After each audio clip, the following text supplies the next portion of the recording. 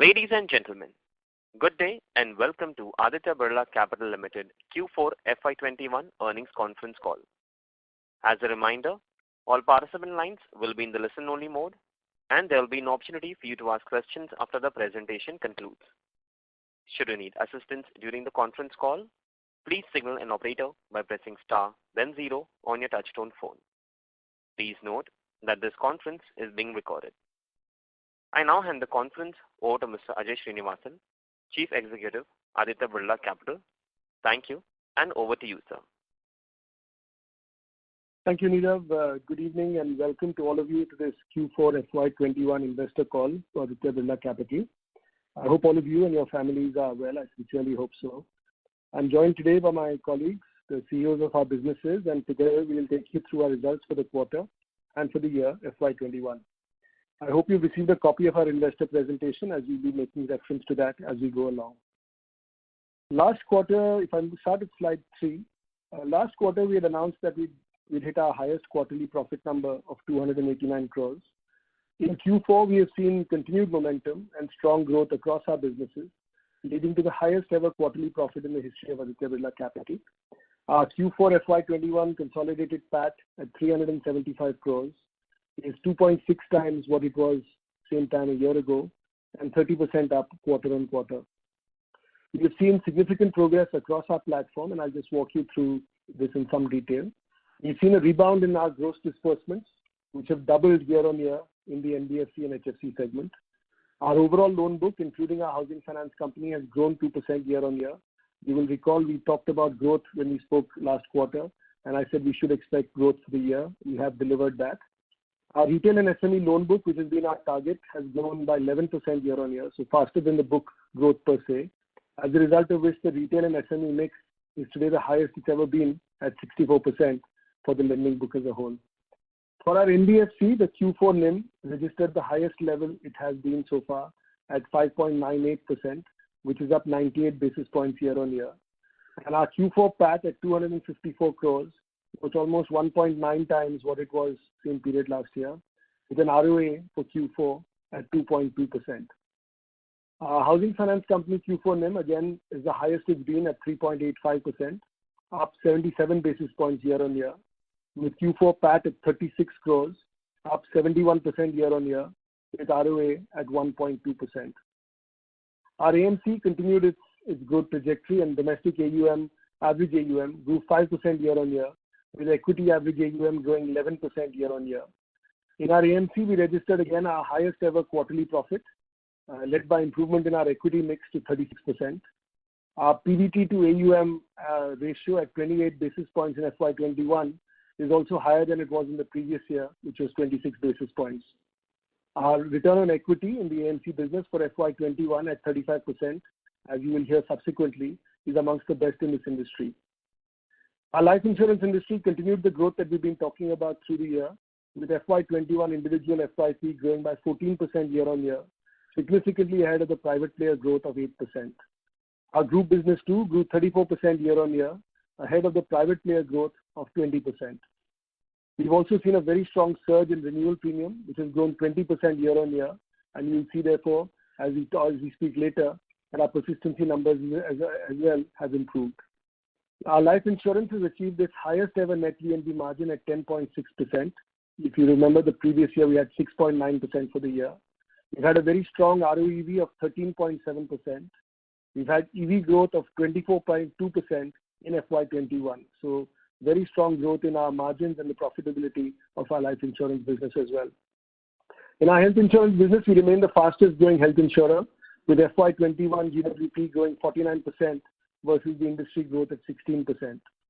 Our combined ratio for the year was at 120%, and as we've spoken last time, our Q4 combined ratio, so the exit for last year, was 107%, which is the lowest in the history of Aditya Birla Health Insurance. And finally, we had the highest ever active customer base at ADC, with 24 million active customers, up 22% year on year. If I move on now to slide 4, you will note that our revenue and profit numbers for the quarter and the year are given on this slide. On the left-hand side, you will note that our revenue is up 14% year on year and 20% over FY9 which was, as you might recall, a pre-COVID year. Similarly, on the left-hand side, you will note that our annual PAT is up 22% year-on-year and is 30% ahead of the pre-COVID year FY19. On the right-hand side, you will see our annual PAT by business, and I'd like to just draw your attention to two numbers on this slide. The PAT of our profitable businesses for FY21 was rupees 1,631 crores, and you'll see in the line just below that the losses in our health insurance businesses have sharply reduced over the year. Second, our consolidated PAT for FY21 for ABC as a whole was 1,127 crores, which is the highest in our history and has been driven by the strong performance of all our businesses in what was clearly one of the most challenging years we have ever seen. On slides 5 and 6, I would like to present a report card of the status on various metrics against the guidance we have given over the course of the year. In our NBFC, we had said we would grow our book in FY21 after a period where the book had contracted, and that this growth would be with a focus on the retail and SME segments. We stated that this would lead to an improvement in our yields and in NIM. As you would note, we have grown our book 3% year-on-year, and our retail and SME book has grown by 17% over the same period, so grown much faster than the book as a whole. Expectedly, therefore, we've seen an increase in the retail and SME mix by 6% year-on-year, and we've improved our Q4 NIM to just under 6%, up by almost 1% year-on-year, and the highest we have ever recorded.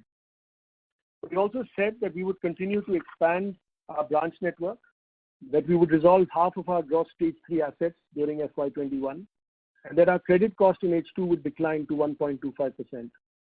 As you will note from the results, we have delivered on each of these. In our housing finance company, we had said we would scale up our affordable book, which in turn would result in higher yields and NIM, and we would launch the informal business to further expand our margins. We've increased our affordable mix by 9% year-on-year and improved our Q4 NIM by 77 basis points to the highest it's been, which is 3.85%. We also launched the informal business in October 2020. In our AMC, we had said we were looking to expand our domestic equity mix and consequently improve our margins. You would note that our equity mix improved to 36% this year, and our profit margins have also expanded significantly over last year. In our life insurance business, we had said we would deliver around 10% net VNB margin, against which we have delivered our highest ever net VNB of 10.6%. We had said we would grow our protection business by 2 times in the next 18 months. We are well and truly on that journey, with our protection book growing by 23% in Q4 and a continued focus on building this segment as we move ahead. In our health insurance business, we had indicated our combined ratio in Q4 would come in at less than 110%, and we have delivered a number well below that. Moving on to slide 6, we had guided that we would rationalize our portfolio, and you would note from the slides that our PBT from the businesses outside the 5 businesses that we discuss at length on these calls has increased 83% year-on-year to 130 crores, a result of this rationalization effort that we have undertaken. We had committed a cost saving of 260 to 285 crores over our exit run rate for the last year during fiscal 1, against which we have delivered 300 crores of savings. We had indicated that the board was looking at various opportunities to unlock value, pursuant to which we have filed the DRHP for the listing of our AMC in April 2021. And finally, we had said that we would drive digital, technology, analytics, and synergies actively through the year. And I believe there are a number of wins that are already delivered and many others in the final stages of implementation that will take this agenda forward. So as you'd note from slides 5 and 6, our continued focus on delivering our key strategic goals that drive value has meant that we continue to deliver consistent profit growth through cycles.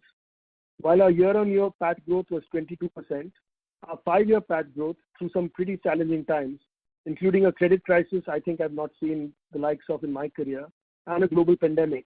After all of this in the last 5 years, our PAT growth is still a robust 18.5% per annum. I will not walk you through slide 7 in detail as I presented this 4-year journey of ours last quarter. I would only though reiterate the main messages of this slide, which is our focus on building profitable scale with a strong focus on retailization. Our scale is very evident whether you look at our 11,000 crores of insurance premium shown on the top left quadrant, in our AUM of 2.69 lakh crores in the top right quadrant, or in the size of our lending book at over 60,000 crores in the bottom left quadrant.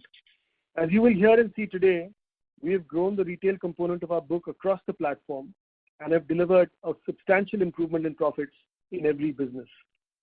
I will not spend time on slide 8, but I would like to spend some time on slides 9 to 11, which provide an update on our tech journey. Starting with slide 9, I'd like to lay out 12 initiatives across 4 themes which are benchmarked against the best in class and are being implemented not in 1 or 2 businesses, but across our entire platform. The first theme for us is leveraging voice technology, and this is very important for us because we are present across the length and breadth of the country. So let me just walk you through one initiative in this area, which is marked with a star. We have completed migration to a state-of-the-art call center on public cloud for both our inbound and our outbound calls.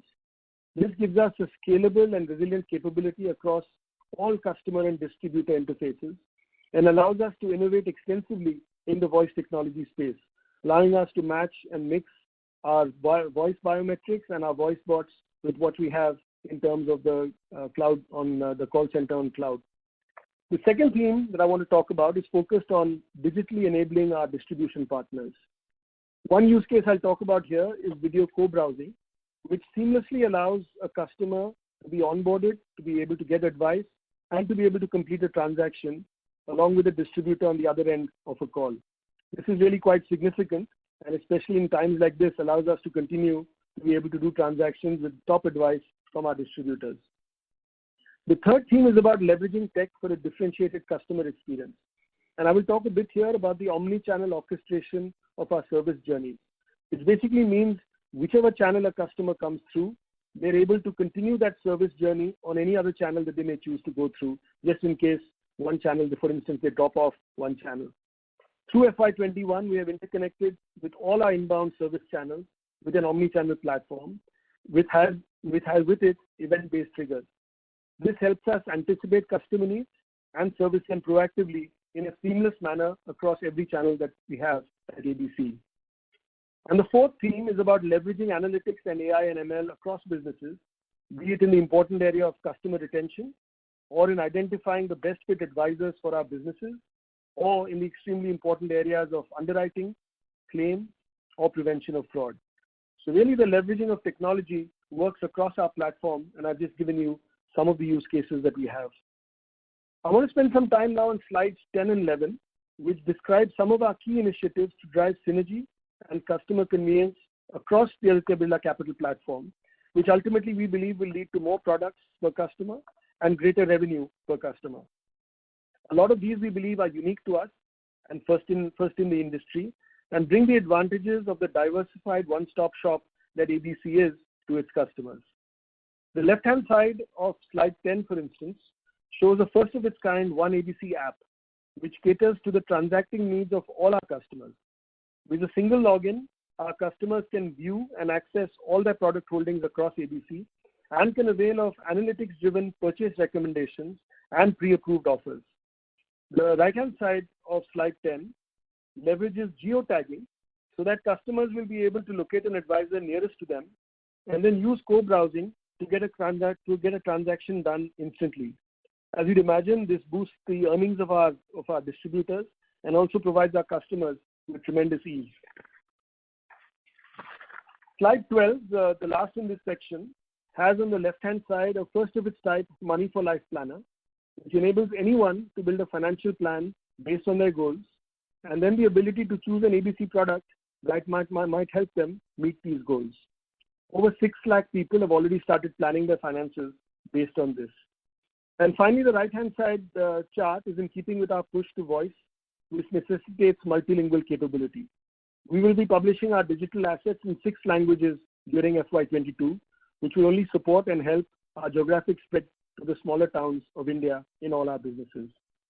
I will now stop here and hand over to Rakesh Singh, who will take you through our lending business's performance. Thanks, Ajay. Good evening, everyone. In this segment, I will take you all through the Q4 performance of NBFC and housing segment. We are on slide 13, and this is a summary slide which I will take you through. There are 6 boxes, each highlights the key achievements. The detailed presentation is there in your deck, and if there are any questions, we will be happy to take it at the end of this presentation. On this slide, if we see box number 1, we saw strong momentum in Q4. we achieved a new business disbursement of 6,570 crores, which is 2x year-on-year. Last year, the volumes have doubled in this quarter. Retail, SME and HNI contributed 2/3 of this new business. This helped us to grow our portfolio by 3% year-on-year, and retail and SME grew by 17% year-on-year. With this growth, retail, SME and HNI now constitutes close to 56% of our overall portfolio, which used to be 46% in FY18. We have grown our customer base by 5x over the last 3 years, and that's a clear demonstration of building granularity. To further grow our retail and SME business, we have added 41 new semi-urban branches last year. Now I want to move to box number 2. We continue to build granularity and in the process have brought down the average ticket size to 23 lakhs. Earlier, 3 years back, this used to be 1 crore. We have right-sized our corporate business and we have brought down the corporate book by 5,000 crores from its peak. We have reduced concentration risk and brought down top 20 exposure to 9.5%. This used to be 13% in FY18. Our top 100 exposure now is down to 28%, down from 37% in the same period. Moving to box number 3, in line with our guidance in quarter 2, we have resolved 50% of our stage 3 assets and brought down our stage 3 asset percentage to 2.68% from 3.61 last year, a reduction of 93 basis points. We have enhanced our stage 3 provision cover to 45.2% from 33.3% last year. Beyond this, we have created additional floating provision of 129 crores to take care of this environment. For March, our collection efficiency was at 98.7%, which is even better than our pre-COVID collection efficiency numbers.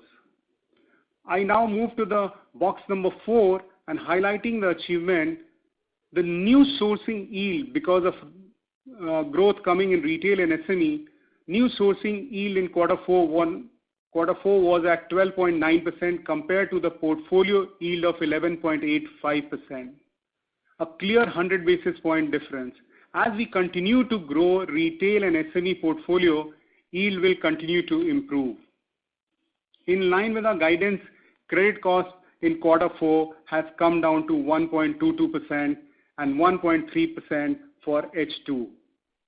With improvement in margin and credit cost coming down, our quarter 4 PAT grew almost 2x year-on-year at 254 crores. Our ROA is at 2.2% for quarter 4 and ROE at 12.5%, again in line with the guidance which we had provided. Coming to box number 5, we have one of the lowest costs of borrowing in the NBFC industry. Our borrowing costs reduced 30 bips quarter-on-quarter and 94 bips year-on-year. We have a very comfortable capital adequacy at 23%, and our ALM again is very, very comfortable at this point in time, and we have surplus liquidity. Moving to box number 6, we have leveraged technology. As Ajay mentioned in his opening presentation, we have leveraged technology and data analytics for source underwriting, servicing, and collections. And this is very, very critical in the current environment, as last year we saw close to 6 to 7 months we were under lockdown. So we have leveraged technology to onboard customers and also to serve and collect from them. Now I will move to the housing section, and I move to slide number 25. Housing business also saw a very strong momentum in quarter 4. We disbursed 1,131 crores of new business, which is 47% growth year-on-year and 39% growth quarter-on-quarter. Our strategy to drive affordable segment has helped us to improve affordable contribution. And now the affordable constitutes 27%. This used to be 18% last year. In order to drive affordable penetration further, we have opened 21 new locations, and we have also augmented our frontline capacity to drive volumes in the affordable segment. With a focus on building granularity, the average home loan ticket size has come down to 26 lakhs from 31 lakhs last year. Quarter 4 new disbursement yield improved to 11.4%, which is 58 basis points better year-on-year. And as a result, helping the portfolio yield improve to 10.39%. In order to further build the affordable housing capability, we have started informal affordable segment in 41 locations. This will help us drive the retail penetration and also get into the informal affordable of the housing segment. Higher affordable business and lower cost of funds has helped the quarter 4 NIMs to improve by 77 basis points to highest ever at 3.85%. As we get scale, we will keep becoming more efficient, and in this journey, we have reduced our cost-income ratio by 3.7%. With improvement in margins and reduction in cost-income ratio, quarter 4 pre-provision operating profit grew by 30% year-on-year to 71 crores. Credit costs also reduced by 12 basis points to 80 bips. This has helped quarter 4 profit after tax to grow by 71% to 36 crores. Moving to box 4 and talking about the quality and collections efficiency, the gross Stage 3 has come down to 1.83% from 1.89 in quarter 3.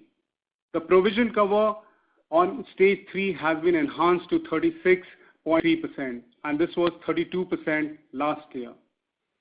Beyond this, we have further created a floating provision of rupees 42 crores to deal with the current environment.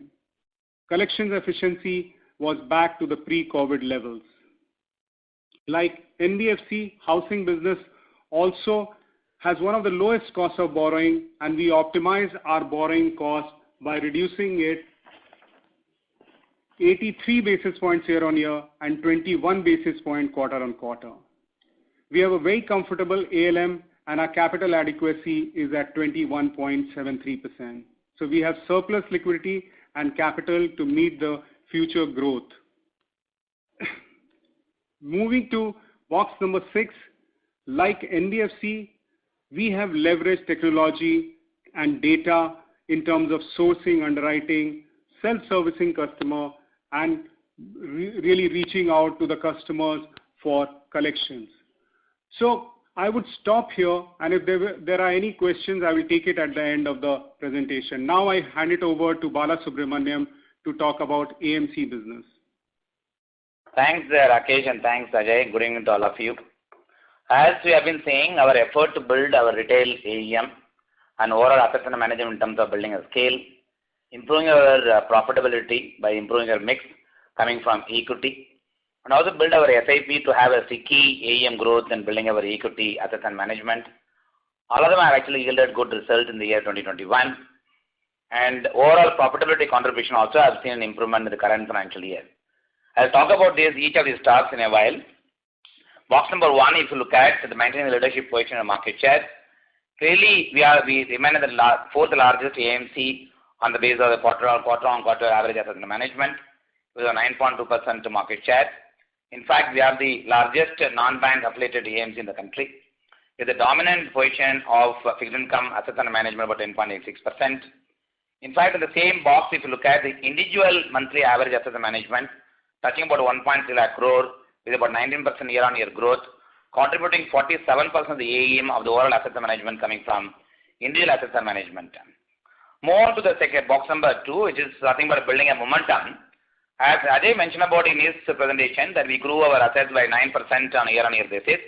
If you have to look at the same number on the basis of closing assets under management, we grew by 28%. In fact, our equity assets on a year-on-year basis grew by about 47%. And fixed income asset class grew on a year-on-year basis about 32%. leading to an increase in asset mix of about 36% contribution, coming in the overall asset management coming from equity, as against the previous year of about 38%, as we are guided in the last call. Move on further, as our effort to build retail franchisee have continued to help us in maintaining 7.1 million customer base, while building our B30 AUM is grown by about 30% on year-on-year basis. SIP as a contribution to the overall assets and management grew by 66%, contributing about 43% of the overall assets and management equity coming from SIP as an asset class. While SIP has been the big focus area for the last many number of years, build sustenance and sticky AUM for us in building our equity assets and management. Also, I want to just bring your attention on the tenor for which the SIP have been booked.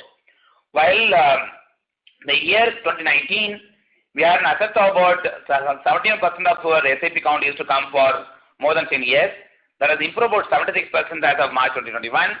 The assets coming from SIP and some of the count for more than 5 years, about 80%, have improved about 86% as a contribution, which again goes to show that how sticky our SIP AUM has been. In fact, is one of the highest in the industry. Move on the base of this on a strong financial performance that we have delivered. First of all, the highest ever quarterly profit that we reported at 208 crores, and PBT as a contribution has improved about 28 basis points.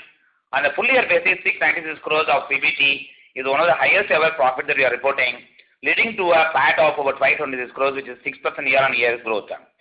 And both the things have happened on the basis of high focus on keeping our OPEX costs under control. We have seen a reduction of about 11% year-on-year basis, and leading to improvement of overall ROE to be one of the top 3 AMCs to deliver high ROE with a high dividend track record for the last many number of years. While doing that and delivering good performance as well as building our equity assets and SIP, and one of the big areas of focus that we continue to maintain as a leadership position in engaging with the distributors and investors on a continuous basis, even last year as well. We had many events that were conducted across the country as part of our engagement program to have a higher mind share. In fact, during the same year, we also added about 2,400 mutual fund distributors to work for us, which again remain one of the big area of focus in building our distribution channel across the country. And finally, the overall growth momentum, as Ajay mentioned about his presentation, the technology, how it has played a role in building of the overall ABC ecosystems using data analytics as well as artificial intelligence machine learning methodology that we adopted. We have seen a surge in volume in our digital transaction. Close to about 80% of overall transactions have come from an online platform. 70% of new folios have been created through the digital platform. During the same period, we also relaunched our Fingo app, which is investor app with a new design and better ease of operating for the customers, also have been done during the same period. As a result of all these things, our own engagement have led to an increase in net promoter score, improving on a month-on-month basis, which is nothing but voice of distributor, voice of customers, have seen a significant improvement, which we feel happy about the customer feedback as well. With this, I'll end my presentation on the AMC. Now I'll hand it over to Kamlesh Rao, who is the MD and CEO of Birla Sun Life Insurance. Thank you, Bala, and good evening to all of you. The last year for the life insurance industry actually started with a degrowth of 40% in Q1, but we ended the year at an industry growth of 3% and private industry actually growing at 8%.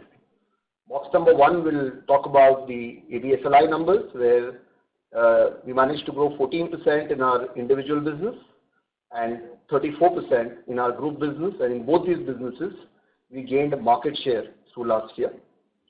Our renewal premium grew by a healthy 20%, and out of which the digital collections that we did was 65% of the total renewal premium that we collected. Last year, which basically means that our total gross premium stood at 9,775 crore, so the growth of about 22% over last year. While our business grew robustly, all our quality parameters also showed marked improvement over last year, and you'll see that in box number 2. 13-month persistency is now at 84, which is up by 6%. 61st month persistency is also at 51%, up by 6% as compared to last year. We reduced our OPEX to premium ratio to 13.9% for financial year 21, which is lesser than the previous year at 15.9%. And our financial year 21 surrender ratio stood at 6.1%, which was last year at 9.8%. All this new business came at very healthy margins, which is there in box number 3. Our gross margins for last year were at 38.6% compared to 33.8% the previous year. As Ajay stated, we set out this for net VNB margin, and we got our highest ever net VNB margin at 10.6%, which is about 370 basis points higher over last year. And with this, our embedded value for the life insurance business now stands at 6,441 crores. We had a very healthy growth of 24.2% and a very healthy ROEV at 13.7%. There were two major contributors to our new business last year, which is there in box number 4. We launched about 5 new products last year, and we managed to get about 24% of our contribution of business came through these products. We also launched first of its kind pre-approved sum assured business, which we did through the whole of last year and ended at contributing 15% of our premium that we did in 2020-21. With this, we have a healthy sourcing mix between our proprietary and partnership channels, which now stands at 45% on proprietary and 55% on partnership. And our ULIPs are at about 30%, which is the lowest in the last 3 years. The box number 5 is on risk management, and there are 2 areas. One is on protecting our policyholders' guaranteed benefits. So 100% of our expected maturity and survival benefits of our policyholders we hedge through effective instruments like FRAs. And of course, last year, COVID, we made adequate provisions, and whatever got impacted due to that was within our plan. And as we look at the COVID second wave, we've also made sure we made adequate provisions for next year, and we'll review that on a regular basis. I think in the year of the pandemic, we managed to ensure that 95% of our business was sourced digitally. 95% of our customer services are now available online. And our new business now comes at 85% auto pay adoption, which basically will ensure that our future collections on renewal premium will continue remaining healthy. I'll now shift your focus to slide number 53, and we've compared ourselves on some key parameters to the top 8 players, including us, in the life insurance industry on certain parameters. If you look at individual first year premium, we seem to have done better. Last year, 2-year CAGR is at 27 against industry at 9, and of course this year, 2021, we are already growing at 14%. Our renewal premiums are growing healthily as compared to all the top players. From last year was 20%. Persistency at 13th month of 84% and 25th month of 71%. We've moved significantly over the last 2 years to reach where bulk of the top players are. I'll bring your attention to OPEX ratio. OPEX ratio in the year of the pandemic actually went up for entire industry and also the non-bank backed players in life insurance. But for ABSLI, it actually went down from 15.6 to 14%. And EV, which I spoke about, both for the year at a growth of 24.2 or ROEV at 13.7 is very healthy as compared to all the top players. So with this, I'll stop on life insurance and now hand it over to Mayank, who will talk to you about the health insurances. Thank you. Thank you, Kamlesh, and a very good evening to everyone. I'll take you to slide 56, which talks about the performance of the health insurance business. We had another good quarter, Q4, and based on that, we ended the year at a very strong overall growth rate at 49%, vis-a-vis industry at 16% and SAHI at 32%. Our overall premium crossed 1,300 crores for the year, which is 68, makes us a very healthy overall business level. Our retail mix was at about 72%, and both retail and group grew at about 50%. And group, I must say that we don't focus on the large corporate, which is where the bulk of the pricing pressure is. We have a very large, rural MFI business embedded in that group portfolio. We took the total lives covered to about 13.4 million lives, which cuts across different customer segments, geographies, which we are able to leverage because of our very large distribution reach. The high growth was also actually very complemented by very strong financial management. As you see, our combined ratio went down to below 120%, vis-a-vis 134 in the previous year. As we had guided that we will be at below 110% in quarter 4, we actually ended up at 107%, which is the lowest for us at ABHI. Just to give you a sense of the absolute amount, our loss came down to 23 crore in the last quarter, vis-a-vis 58 in the same quarter in the previous year, just to give a sense that our indication of on a steady state basis, Q4 breakeven is possible in this year as well. On our model, as you know, is very differentiated, where we are a very health first insurer. All our offerings have some element of health enablement for our customers apart from just health funding. We launched a very unique product in this quarter, which actually probably is the first of its kind globally, where we promise the customer up to 100% of the premium back in case they show commendable health, demonstrate that health behavior. Because we believe that this will help us in attracting the right profile also to our risk pool, and over a period of time we can create a relatively better health risk pool vis-a-vis competition. Because we have so many health engagement, we gather a lot of health data, and over a period of time, based on that, we have now launched a very personalized health score for our customers. As I mentioned last time, we've now been able to take it to about 0.5 billion retail customers of ours. The early success is very, very evident because our engagement level with those customers have gone up clearly based on this personal score that they see, and also positive impact on other aspects of our business. The fact that we need to take this offering to a large mass of Indian consumers is well enabled by a very scaled but more importantly diversified distribution strategy. We have a very large bank insurance presence. About 65% of our retail business comes from that, but at the same time a very fast growing agency. Within bank also, we are very well diversified and not concentrated on one bank, which is a challenge for many players, as you know. The other areas that we have actually proven our capability is beyond the traditional route of distribution. We are a very large player in the rural base through FI, which actually is not just large in business volume and customer acquisition, but also in profitability. And the other area is working with large digital players who have very large customer base to work with. There we are working with a very large cab aggregator for ride assurance, a travel company for short-term travel insurance, a first of its kind in health space, which is telco assurance.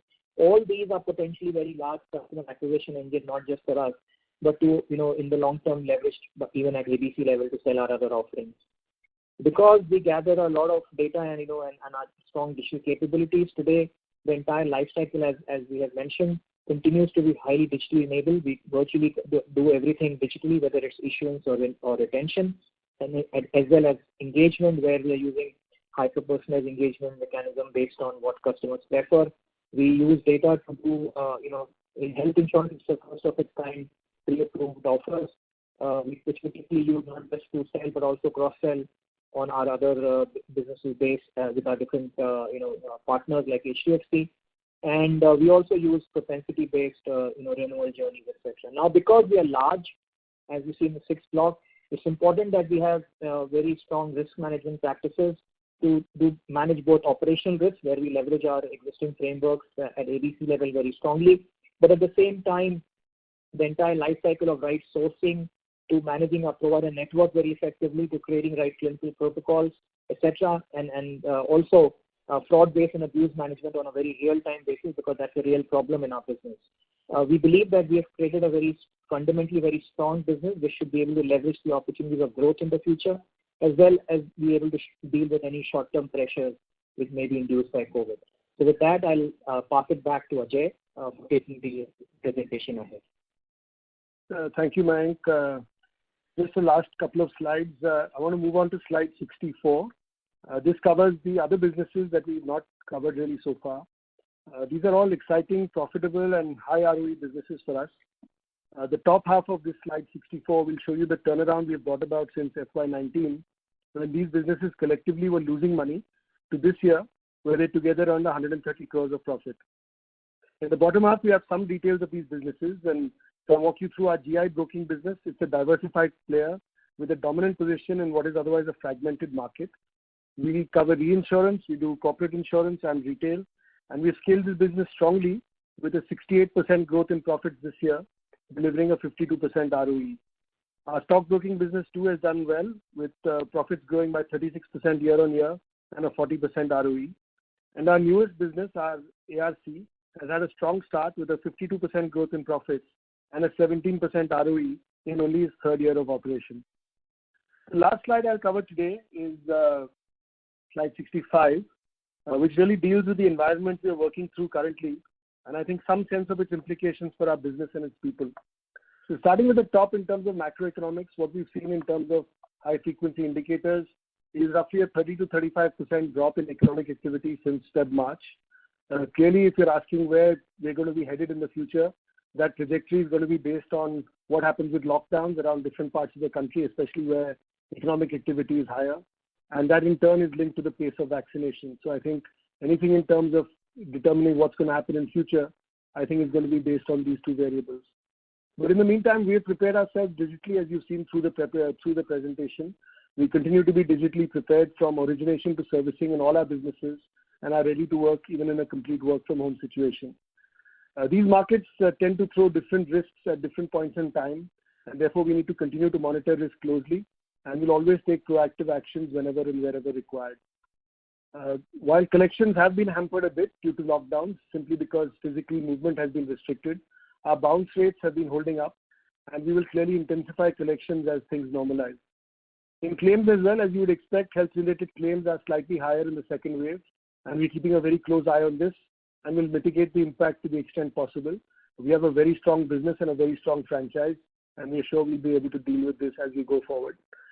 In the lending business, as Rakesh mentioned earlier, we've taken adequate floating provision on the balance sheet in both our businesses, and this is based on our stress testing and the results of that, which gives us confidence that this provisioning should be adequate to deal with any stress that we may face as a result of what might happen in the environment. Clearly, this is a time for us to be focused, in a big way in terms of our employee health and safety, and both at the Aditya Birla Group level and at Aditya Birla Capital. We've done everything that we can to provide helplines to our employees and their families. We have a 24/7 hotline that is regularly used by either employees or their families for any help they have across the country. And we've set up camps to vaccinate our employees and their families because we believe that is the best thing to do to be able to provide some safety for our employees and their near and dear ones. And finally, given that we are still an essential service and have to operate, we have stringent operating protocols. And for business continuity, we have set up protocols to ensure our offices can run as per the guidelines announced by the local authorities. So I'd like to just draw this presentation to an end by thanking you for your attention. It's been a 45-minute presentation, and reiterating to you once again the strength of our platform through different cycles. I think resilience is a very key attribute for successful businesses, and I do believe that our people and businesses have demonstrated that quality in abundance in this last year, which was probably the most challenging we've ever had in our history. While there is a fair amount of uncertainty in the environment, our aim will continue to be to deliver results that are better than the industry, and we will keep our focus on the key metrics that we were targeting for FY24 as we shared last quarter and as we updated you during the course of this presentation. So thank you very much for your attention and your audience, and we're very happy now to take any questions that you may have. Thank you very much. We will now begin the question and answer session. Anyone who wishes to ask a question may press star and 1 on their touchtone telephone. If you wish to remove yourself from the question queue, you may press star and 2. Participants are requested to use handsets while asking a question. Ladies and gentlemen, we will wait for a moment while the question queue assembles. Participants, you may press star and 1 to ask a question. The first question is from the line of Dipanjan Ghosh from Kotak Mahindra. Please go ahead. Hi, good evening, sir, and congratulations on a good set of results. Just two questions from my side. One is on the life insurance business. If you can shed some light on the type of claims that you have seen, both in life and health, and what are the type of provisions you have built in for next year, and if you can give some breakup of the operating variances and assumptions out there. And one more question on the lending side, both for NBFC and HFC, if you can... Let us just answer these two, then we'll answer the third, otherwise we may not remember all your questions. So, Kamlesh, do you want to just answer the question on claims? Yeah, so Dipanjan, last year, both on the individual business side as well as on the group business side, the claims have been as per the provisionings that we made. We've roughly seen about 14 to 15% of our claims basically on account of COVID, but no impact on the bottom line or for the provisions that we made. And basis that experience, and this is our own provisioning norms which are very prudent, we've also kept the second wave in mind, and we put adequate provisions for next year for the claims per se, specifically keeping the COVID second wave in mind. Your second question was on variance. So if you see at a growth that we are getting close to about 24 or 25%, net VNB contribution, but we have a reasonably positive variance on operating and assumptions. Also, it's there in the deck, and that has contributed to the growth in the EV that we've had from the number to 6,442 crores. Okay. No, so basically, I was just trying to understand if it's from better persistency or expense management, or is it a combination of all the factors out there? It's a combination of all the factors. The operating and assumption variance, basically, when you get a positive, it comes from elements like mortality, persistency, maintenance expenses. These are the broad heads under which you get. And we had favorable ones across them to get a positive variance on that.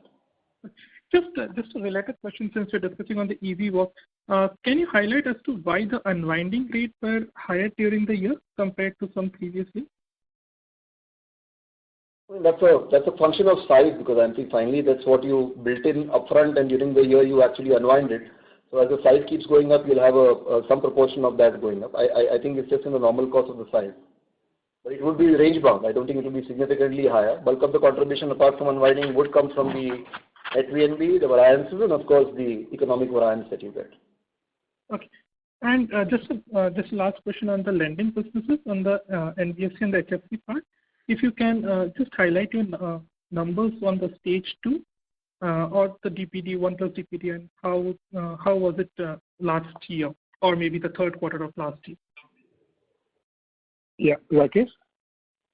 No, so March ending, stage 2 in housing was 2.1, 2.2, and in our NBFC is around 7.5 March ending, and now that has come down to around 6.2, 6.3% on stage 2. Okay, and the housing is broadly stable? Yeah, so as I mentioned, that it's around 2.2%. Okay, thanks. Thanks and all the best. Yeah. Thank you. The next question is from the line of Kunal Shah from ICICI Securities. Please go ahead. Yeah, thanks for taking the question, and congratulations for a great set of numbers. So firstly, in terms of this, so on asset quality side, on the lending business, two trends, particularly on the unsecured side. When we look at the stage 3, that's definitely going up. So are we done with the larger part of the recognition on the unsecured and provisioning for the same? No, so if you look at on the unsecured, first of all, we have a small portfolio on unsecured. 80% of our portfolio is secured in nature. The retail unsecured is a small portion, and of that also is covered, the MSME unsecured is covered by CGTSME, the credit guarantee provided by SIDBI.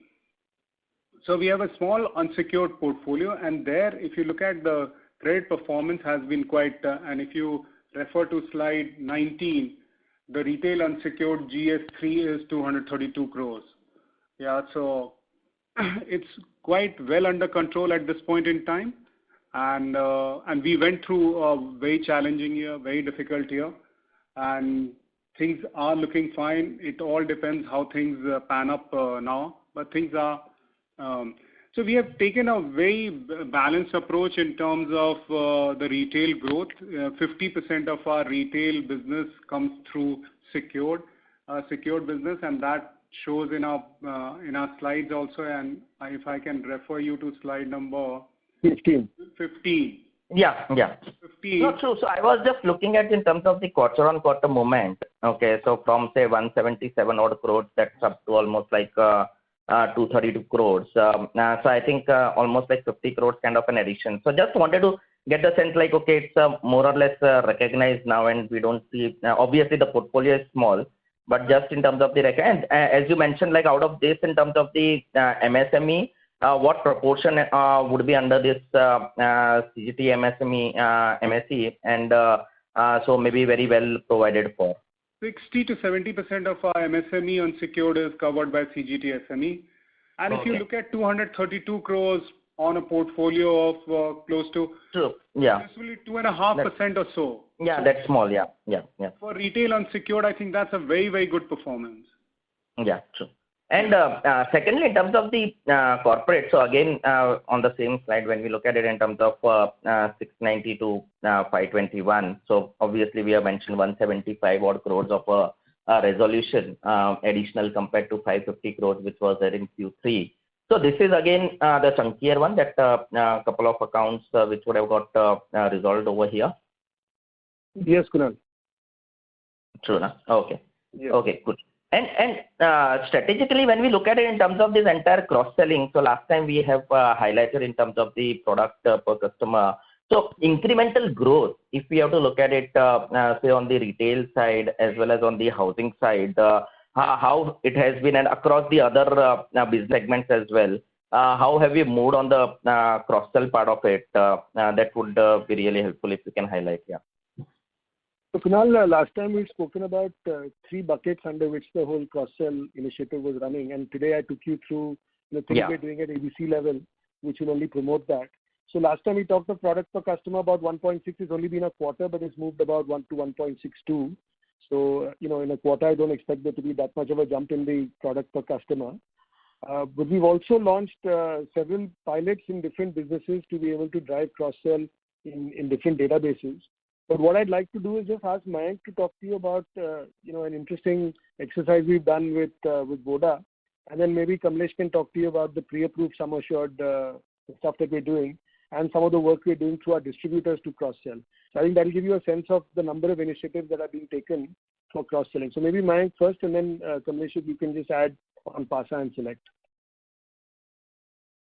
Yeah, thanks, Ajay. So with Vodafone Idea, given the fact that they have a very large customer base, and the health is definitely a theme that is very relevant and contextual for customers.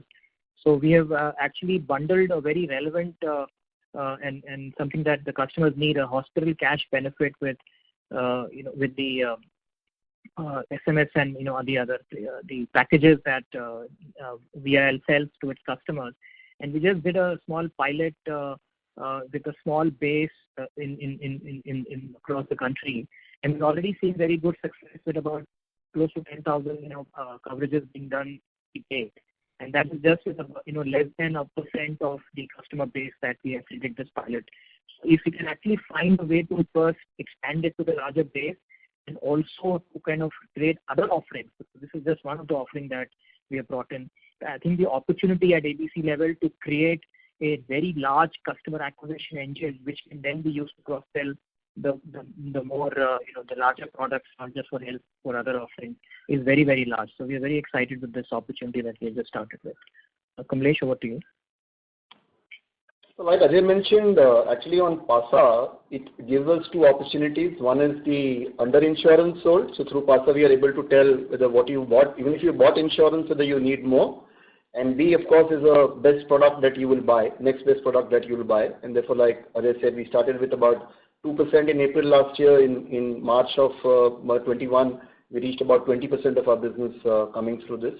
And also with some of our partners, like say HDFC, who is a common partner for both health and life, we are doing now a pilot in terms of saying all those people who bought health can also buy the term, and vice versa. And that's also run on very, very efficient data, which means the offer is very simple, quick, and the digital journey even on the net banking platforms are just 1 click or 2 click for consumption. So you will see some progress through this year, but we are really looking forward to and excited by this.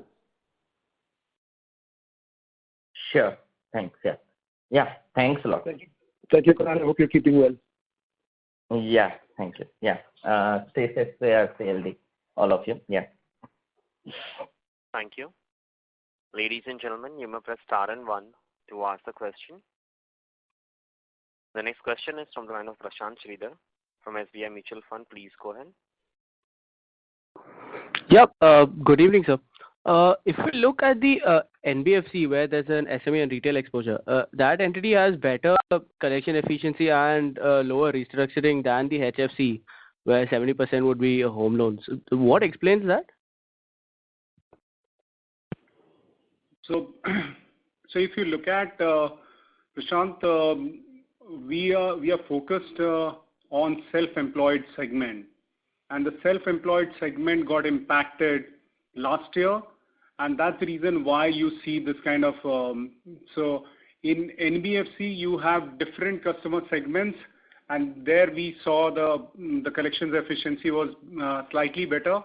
But across last year, it was very similar in both the businesses. Only in March, it slightly dipped, but that's also on account of we had a lot of resolution, and I mentioned that in my presentation also. We brought down our stage 3 from 1.89% in quarter 3 to 1.83 from 1.89. So a lot of resolution we did in quarter 4. So as I mentioned, it's primarily because of the self-employed segment. Sure.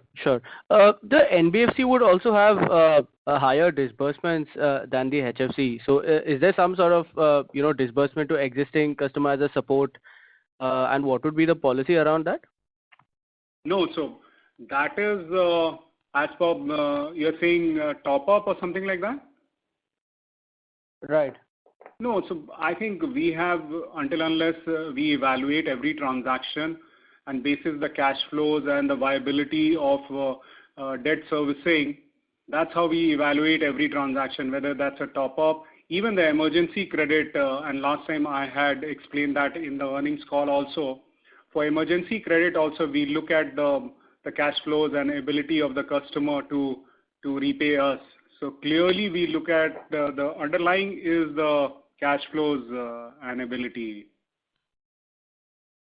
And just look at the drop in ticket size across the board as well, right? That's another indication of the fact that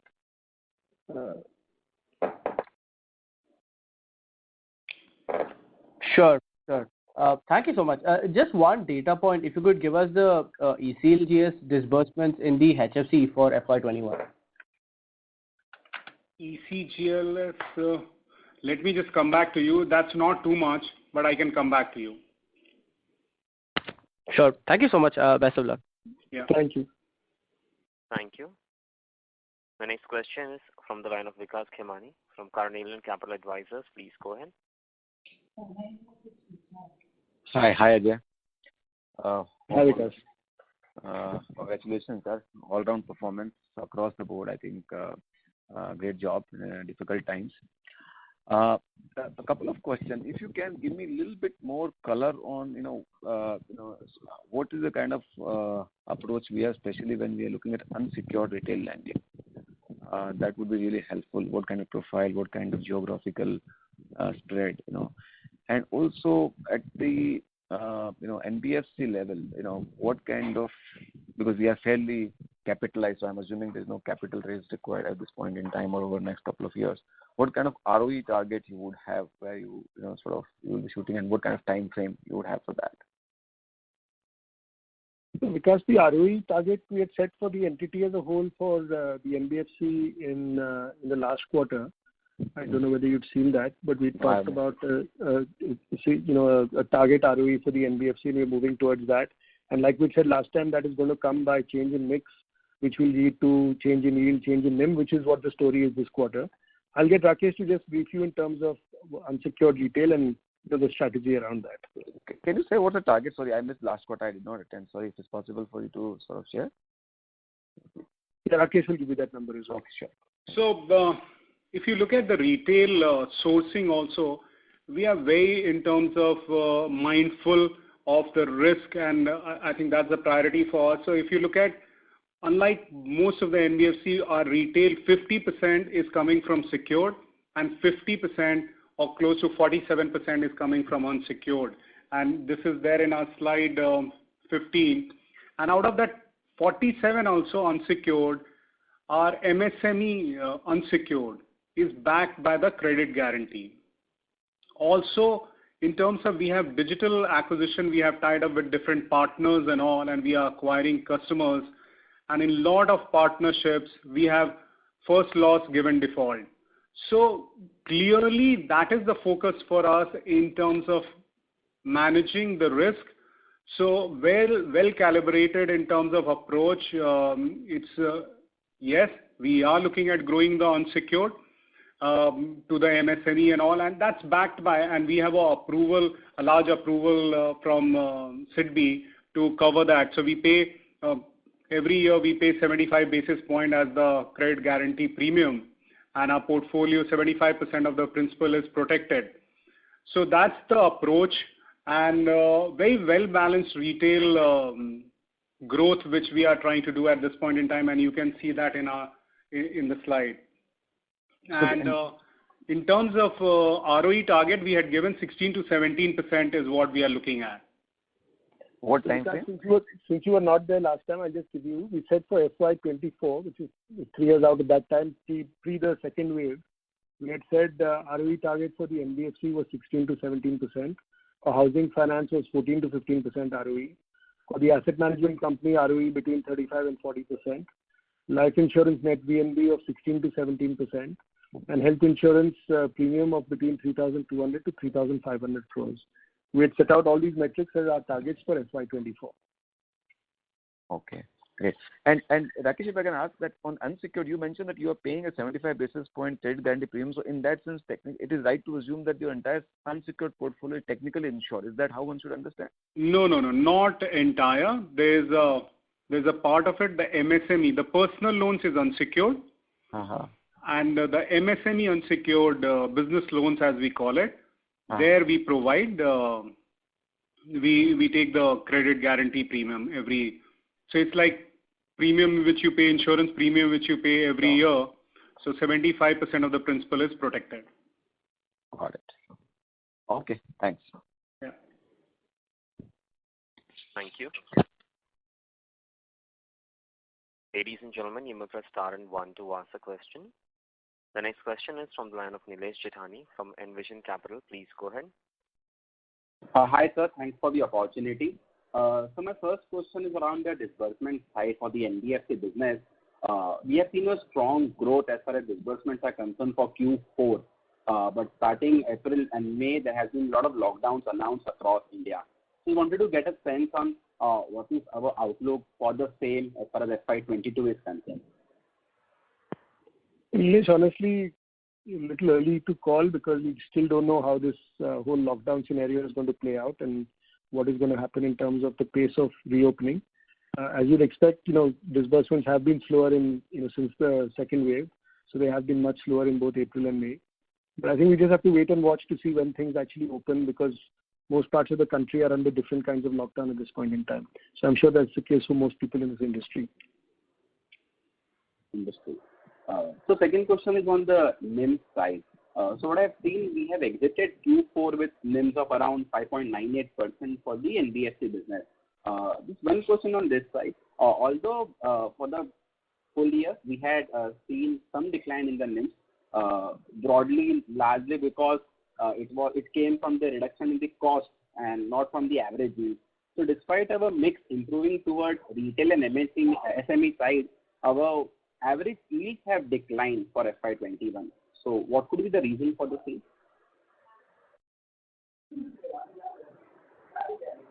Rakesh, you want to take that? So I'll tell you, there are quite a bit of one-offs also last year. There has been reversal on stage 3 assets and all. So that would have impacted. Interest on interest is another factor. There are quite a few of the factors which are also there. And also, we have to keep it in mind, this is a declining interest rate scenario and the customer's expectation. So if you look at our cost of funds has come down significantly and customer expectations also is on the lower rate. But if you see, our margin is well protected and margin has improved. So yes, yield has come down marginally because of, I mentioned 2-3 reasons, but our margins have improved. And that's what we have to keep it in mind. So I think you should look at margins because honestly, when rates come down or go up, you end up passing most of it to customers. The fact that your NIM is actually expanded in spite of that happening, in spite of cost of borrowing coming down, as you said, is really because of the mix change. So sir, going ahead with focus on the SME and the retail side, so we see some expansion opportunities from Q4 levels of 5.98? Yeah, again, if I'll draw your attention to what we said last quarter, where we said that we expect NIMs to get to about 6.25% due to change in mix, which is what would drive the ROE that Rakesh mentioned earlier. Okay, sir. Okay. Thanks for the clarification. Thank you so much. Thank you. The next question is from the line of Sarvan Vora, an individual investor. Please go ahead. Hello. Go ahead, sir. You're audible. Yeah. Hi. Thanks for the opportunity. Hope all is well with the team at ABCL. Sorry to interrupt you. Sir, may I request you to speak a little louder? I said hope all is well with the team at ABCL. And I had just one question and one suggestion. So I just wanted your views, like ours is a large consumer-facing business. So and a very strong brand in terms of the Aditya Birla Group. So like we were doing a lot of advertisements under the unified brand name, which seem to have tempered down in the last year or so. So what is our view on taking this brand ahead as a unified brand and individually for other businesses? And just a small question on the direction for life insurance and the asset management business. We've delivered amazing numbers this year in a challenging quarter. Just a little color on how do you see do you see this growth like we've had this year continuing ahead of the competition? Do you think this we can manage on a sustainable basis? And just that. Thank you. Thank you, Shravan. I think your first question on branding, I think a lot of our brand spend has moved to digital, and I think you'll probably see it much more in that space than in the TV and outdoor space where we first launched our brand. So the brand spend is still on, but it's just in a different channel and still continues at both the umbrella level as well as individual product level. As far as growth in the AMC and life insurance is concerned, like I said when I ended my talk, I think our aim, we don't know how things will pan out because there's a lot of uncertainty currently. But our aim is clearly to be, to try and do better than the industry in all our businesses. And I think that's what we've demonstrated in FY21 and prior. And that will be our endeavor going forward as well. Perfect. Thanks a lot and stay safe. Thank you. Ladies and gentlemen, you may press star and 1 to ask a question.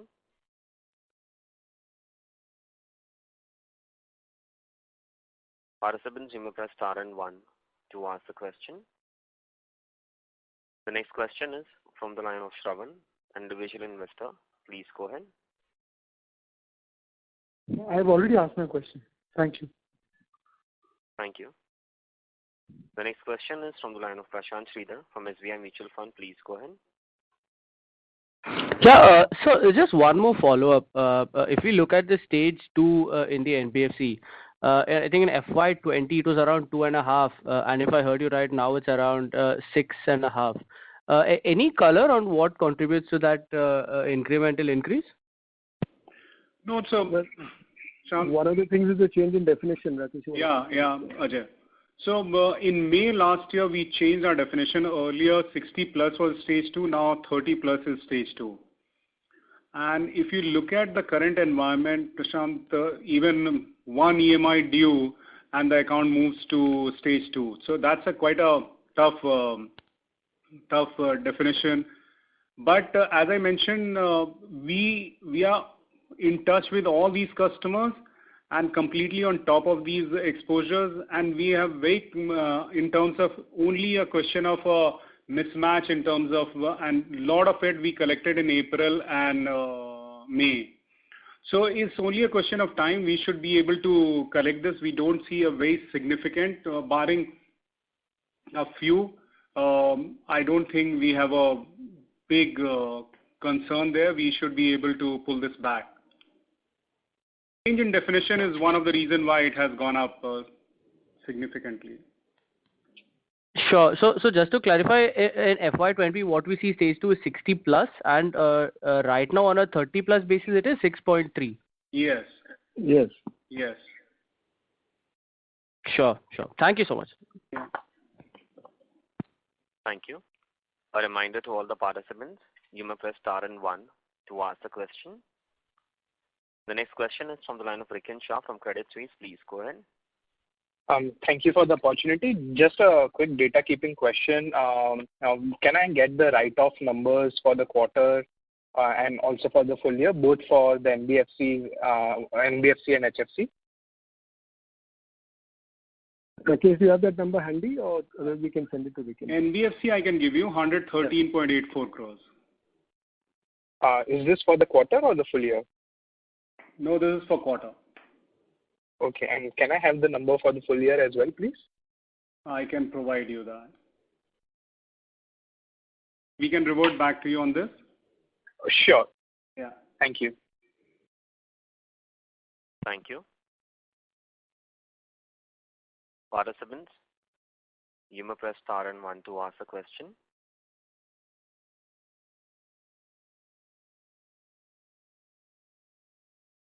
Ladies and gentlemen, that will be the last question for today.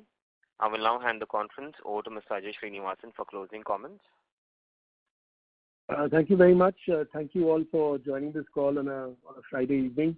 I hope you've heard and got the information that you need. If any of you need any more information or clarification, please feel free to write in to Pramod Bora, and we'll be happy to answer your questions. I hope you have a good, safe, and healthy weekend. All the best to you and your families. Thank you. Thank you very much. On behalf of Aditya Birla Capital Limited, that concludes this conference. Thank you for joining us. You may now disconnect your lines.